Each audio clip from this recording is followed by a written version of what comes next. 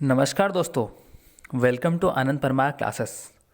तो इससे पहले अगर आपने हमारे चैनल को सब्सक्राइब नहीं किया तो कर ले, ताकि जब भी कोई नई वीडियो आए तो उसका नोटिफिकेशन आपको मिल सके। तो चलिए शुरू करते हैं आज के बेस्ट करंट अफेयर। इससे पहले आज 2 अक्टूबर है और महात्मा गांधी की जयंती है। ठीक है, तो इस शुरुआत करते हैं आज इस कोट के साथ, तभी बोलो जब वो मौन से बेहतर हो। आज के टाइम में हर कोई सिर्फ बोलना चाहता है, सुनना बहुत कम लोग चाहते हैं। और जो सुनने वाले लोग हैं मौन रहकर, वो सबको पसंद है। तो अपने व्यवहार में बदलाव लाइए, सुनने वाले लोग बनिए, चीज़ों को एनालाइज कीजिए। ठीक है। और महात्मा गांधी जो अहिंसा के प्रतीक हैं, तो देश के इस विकट माहौल में, जैसा कि आप जानते हैं हाथरस वगैरह में क्या हुआ है, तो इस अहिंसा और इस जो हिंसा हो रही है और जो ये नकारात्मकता जो माहौल है, इसमें खुद पर संयम रखिए और महिलाओं की रिस्पेक्ट कीजिए और बड़ों की रिस्पेक्ट कीजिए। क्योंकि अगर महिलाओं और बड़ों की रिस्पेक्ट आप नहीं कर रहे हैं तो जो आपने ज्ञान अर्जित किया है वो व्यर्थ है। ठीक है, तो चलते हैं फिर शुरू करते हैं आज के बेस्ट करंट अफेयर। पहला क्वेश्चन है, महिला यात्रियों की सुरक्षा बढ़ाने के लिए ऑपरेशन मेरी सहेली किस रेलवे जोन ने शुरू किया है। ये आप देख रहे हैं, महिला यात्रियों की सुरक्षा बढ़ाने के लिए, मतलब इनकी सुरक्षा बढ़ाने के लिए सरकार को ऑपरेशन चलाने पड़ रहे हैं। ठीक है, ऐसा भारतवर्ष बन गया है आज, इस तरह की भारत में कंडीशन आ गई है। तो खैर, ये सब बात की बात है। तो मेरी सहेली ऑपरेशन शुरू किया है दक्षिण पूर्वी रेलवे ने। दक्षिण पूर्वी रेलवे ने, आप जानते हैं हमारे टोटल रेलवे में हमारे 17 जोन हैं। 17 जोन के अलग अलग मुख्यालय हैं जो कई बार आपसे एग्ज़ाम में पूछे जाते हैं। तो अभी 17 के 17 मैं आपको नहीं बता सकता। तो दक्षिण पूर्वी रेलवे ने शुरू किया ये, जिसका मुख्यालय है कोलकाता में। कोलकाता में। ठीक है, तो ये था पहला क्वेश्चन। मेरी सहेली, याद रखिएगा, मेरी सहेली डायरेक्ट एग्जाम में पूछा जाता है ये। चलते अगले क्वेश्चन पे। किस बैंक ने किया IB ई नोट ग्रीन टेक पहल का शुभारंभ। ये क्या है IB ई नोट ग्रीन टेक पहल?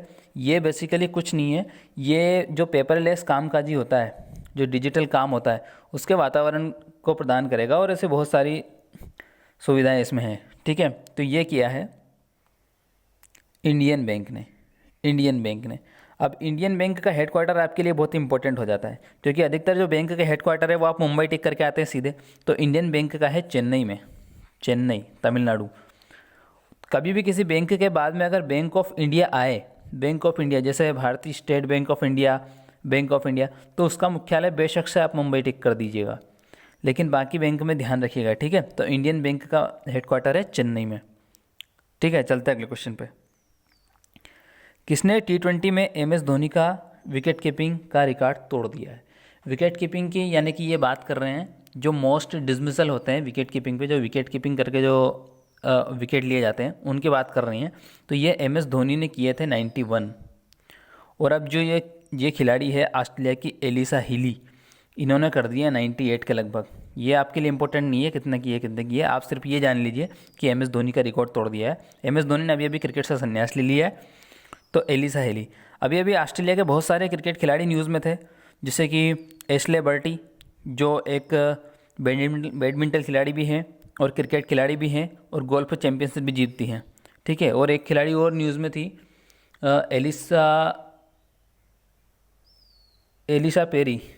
एलिसा पेरी से कंफ्यूज मत कीजिएगा इनको, एलिसा हेली को। एलिसा हेली अलग है, एलिसा पेरी अलग है। एलिसा पेरी मोस्ट, मतलब बहुत फेमस ऑलराउंडर है ऑस्ट्रेलिया की खिलाड़ी, जो कई बार न्यूज़ में रहती है।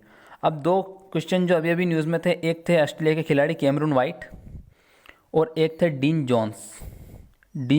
जॉन्स महान खिलाड़ी, इनका देहांत हो गया, और कैमरून वाइट इन्होंने संन्यास ले लिया। ठीक है, तो ये याद रखिएगा। MS धोनी का रिकॉर्ड किसने तोड़ा है? एलिसा हिली ने। Bengal Peerless housing development company limited ने किसे अपना ब्रांड एम्बेसडर बनाया। Bengal Peerless housing development company limited ने अपना ब्रांड एम्बेसडर बनाया है सौरव गांगुली को। सौरव गांगुली जो अभी हमारे BCCI के अध्यक्ष भी हैं, सौरव गांगुली। ठीक है, तो सौरव गांगुली को बनाया। अब ब्रांड एम्बेसडर से बात निकली है तो मैं आपको बता देता हूँ, जो ड्वेन ब्रावो है वेस्ट इंडीज़ के, इनको सोबोटॉप ने अपना ब्रांड एम्बेसडर बनाया है। ठीक है, और जो सोनू सूद है, सोनू सूद को अभी अभी UN में अवार्ड दिया गया है, तो इनको एसर कंपनी ने अपना ब्रांड एम्बेसडर बनाया है। ठीक है, और जो आमिर खान है, आमिर खान को C8 टायर कंपनी ने अपना ब्रांड एम्बेसडर बनाया है। और players bot online gaming platform, इनने बनाया है स्मृति मंदाना को और भुवनेश्वर कुमार को। ठीक है, तो आमिर खान बने हैं C8 के, ब्रावो बने हैं सोबोटॉप के, एसर कंपनी के बने हैं सोनू सूद, और प्लेयर बोट्स के बने हैं स्मृति मंदाना और भुवनेश्वर कुमार, और बंगाल PLS हाउसिंग डेवलपमेंट के बने हैं सौरव गांगुली। ठीक है, तो ये याद रखिएगा। गुजरात सरकार ने जल क्षेत्र में किस देश के साथ समझौता किया? गुजरात सरकार ने जल क्षेत्र में डेनमार्क के साथ समझौता किया, एक Scandinavian country. I am sorry, थोड़ी सी प्रॉब्लम हो गई यहाँ पे, तो ये याद रखिएगा। स्कैंडिनेवियन कंट्री हम उन कंट्री को बोलते हैं जो नॉर्थ अटलांटिक सागर में स्कैंडिनेवियन जो द्वीप है वहाँ पे जो 3 कंट्री है उनको हम स्कैंडिनेवियन कंट्री बोला जाता है। और कई बार एग्जाम में भी पूछा जाता है कि इनमें से कौन सी ऐसी कंट्री है जो स्कैंडिनेवियन नहीं है, तो ध्यान रखिएगा, नॉर्वे, स्वीडन और डेनमार्क, इनको हम स्कैंडिनेवियन कंट्री बोलते हैं। ठीक है, डेनमार्क की राजधानी कोपनहेग, और स्कैंडिनेवियन कुछ नहीं है, एक द्वीप है केवल, जिसे आप पठार भी बोल सकते हैं, बाल्टिक सागर के पास। तो ये तो गुजरात सरकार ने जो जल क्षेत्र में समझौता किया है वो डेनमार्क के साथ किया है। गुजरात के CM है विजय रूपानी और यहाँ के गवर्नर आचार्य देवव्रत। ये थोड़ा सा मिस्टेक हो गई है, ठीक है, इसलिए क्वेश्चन हमारा गायब हो गया है यहाँ से। चलते अगले क्वेश्चन पे। अगला और आज का लास्ट क्वेश्चन, एमनेस्टी इंटरनेशनल ने किस देश में अपने कार्यों को रोक दिया है? एमनेस्टी क्या है, पहले एमनेस्टी समझिए। देखिए, एमनेस्टी एक अंतर्राष्ट्रीय स्वयंसेवी संस्था है, स्वयंसेवी संस्था। ये बेसिकली क्या करती है, ये जो अपने मानवीय मूल्य है और मानवीय स्वतंत्रता है, ह्यूमन राइट है, इन सब की इनका सबका प्रोटेक्शन करती है। ऑल ओवर द वर्ल्ड में इन सब के लिए ये अधिकारों की रक्षा करती है। तो अभी एमनेस्टी इंटरनेशनल ने भारत सरकार पर आरोप लगाया है कि ये जो लोग हमारी निष्पक्षता है सबके प्रति, इसको दबाने का प्रयास कर रहे हैं और हमारे ऊपर कई सारे मतलब ब्लेम डाल रहे हैं। तो ये एमनेस्टी ने कहा है। और भारत सरकार कह रही है कि इन्होंने जो FCRA है, FCRA 2010 में एक्ट आया था, याद है आपको, फॉरेन कंट्रीब्यूशन रेगुलेशन एक्ट आया था 2010 में। तो ये बोल रहे हैं कि ये फॉरेन से जो धन वगैरह लेते हैं इनके बारे में जो ब्यौरा वगैरह ठीक से हमें नहीं दे रहे हैं, तो ये भारत सरकार ने इन पे ब्लेम किया है। ठीक है, दोनों एक दूसरे पे ब्लेम कर रहे हैं। अब सच्चाई क्या है ये तो वही जाने। तो लेकिन आप FCRA समझ लीजिए, आपके लिए काफ़ी इंपॉर्टेंट है। FCRA foreign contribution regulation act आया था। इसके तहत आपको भारत सरकार को बताना होता है कि आप में जो फॉरेन अंशदान आपके पास आ रहा है वो कितना आ रहा है, कहाँ से आ रहा है। अभी FCRA के तहत हमारे स्वर्ण मंदिर को भी मंजूरी मिली है, अमृतसर के स्वर्ण मंदिर को। ठीक है, इससे पहले इनकी मंजूरी नहीं थी। तो इसका उल्लंघन का आरोप लगाया भारत सरकार ने एमनेस्टी पर। ठीक है, तो एमनेस्टी ने भारत में ये काम करना बंद किया है अभी। इसका मुख्यालय है UK में, लंदन। ठीक है, तो वैसे मेरी राय माने तो जो एमनेस्टी इंटरनेशनल होता है वो जो पश्चिमी देश है उनके काफ़ी मतलब प्रो पश्चिमी देश, प्रो एक्टिव है, थोड़ा पश्चिमी देशों के प्रति ज़्यादा सहानुभूति दिखाता है। ठीक है, तो ठीक है, खैर, तो ये थे आज के क्वेश्चन। अब मैं आपसे डिस्कस कर लेता हूँ जो मैंने आपसे कल क्वेश्चन दिया था। मैंने दिया था आपको, चतुर्थ बौद्ध संगति किसके शासनकाल में हुई थी? तो कुछ लोग हैं जैसे जया शर्मा और विनोद कुमार, और 2-3 लोग हैं जिन्होंने काफ़ी बेहतरीन आंसर दिए हैं। तो इन लोगों का शुक्रिया अदा करते हैं हम, ताकि ये कमेंट में कम से कम आंसर देते हैं। तो चतुर्थ बौद्ध संगति, पहले बौद्ध संगति समझिए, बौद्ध संगति क्या होती है। देखिए, बौद्ध संगति ऐसी होती है, बेसिकली एक मीटिंग होती है, मीटिंग। और मीटिंग कौन करवाता है? मीटिंग एक राजा वगैरह करवाता है, जिसको ही हम बोलते हैं, जिसका शासनकाल हम पूछते हैं। ठीक है, और उसका एक अध्यक्ष होता है। तो मीटिंग कहाँ हुई, किसकी अध्यक्षता में हुई और किसने करवाई, किसके शासनकाल में हुई, तीनों आपके लिए काफ़ी इंपॉर्टेंट हो जाते हैं।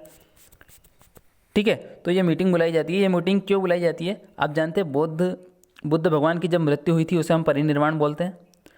तो बुद्ध भगवान का जब परिनिर्वाण हुआ उसके बाद यहाँ के कई लोगों ने, राजा वगैरह ने सोचा कि जो ये एक ऐसा व्यक्ति जिसे जीवन के मूल्यों का पता लग गया है, जो जीवन का सार समझ गया है, उसका ज्ञान व्यर्थ ना जाए और आगे भी लोगों के पास प्रवाह होता रहे इस ज्ञान का। तो इसके लिए काफ़ी ग्रंथ वगैरह, कुछ किताबें वगैरह लिखी जाए, इसके लिए संगति, ये मीटिंग होती थी। इन मीटिंग को हम संगीतीय बोलते हैं। तो ठीक है, तो बौद्ध संगति क्या होती है आप समझ गए होंगे।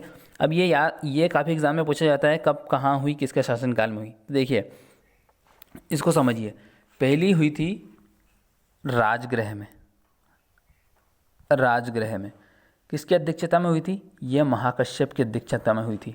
ठीक है। शासनकाल अजातशत्रु। और ये जो पहली संगति हुई थी इसमें ही ये 3 ग्रंथ लिखे गए थे, विनय पिटक, सुत्त पिटक 2। ठीक है, विनय पिटक और सुत्त पिटक, ये बेसिकली एक बुक है, दोनों बुक है। ठीक है। दूसरी हुई थी वैशाली में, और किसकी अध्यक्षता में हुई थी? सबाकामी। और शासनकाल काला अशोक। ठीक है। तो ये आप चारों कहीं पे जाके पढ़ लीजिएगा। फिलहाल मैं आपको चतुर्थ समझा देता हूँ क्योंकि वीडियो काफ़ी लंबा हो जाएगा। तो चतुर्थ बौद्ध संगति हुई थी कुंडलवन में। कुंडलवन में किसकी अध्यक्षता में हुई थी? तो ये वसुमित्र की अध्यक्षता में हुई थी, वसुमित्र। और शासनकाल में किसके? शासनकाल कनिष्क। ठीक है, कनिष्क। अब मैं आपको एक ट्रिक बता देता हूँ जिससे आप कम से कम ये जो किसके शासनकाल में हुई थी ये याद रख सकते हैं। तो इसकी ट्रिक है ए के। ठीक है, अजातशत्रु, काला अशोक, अशोक, कनिष्क, ए के।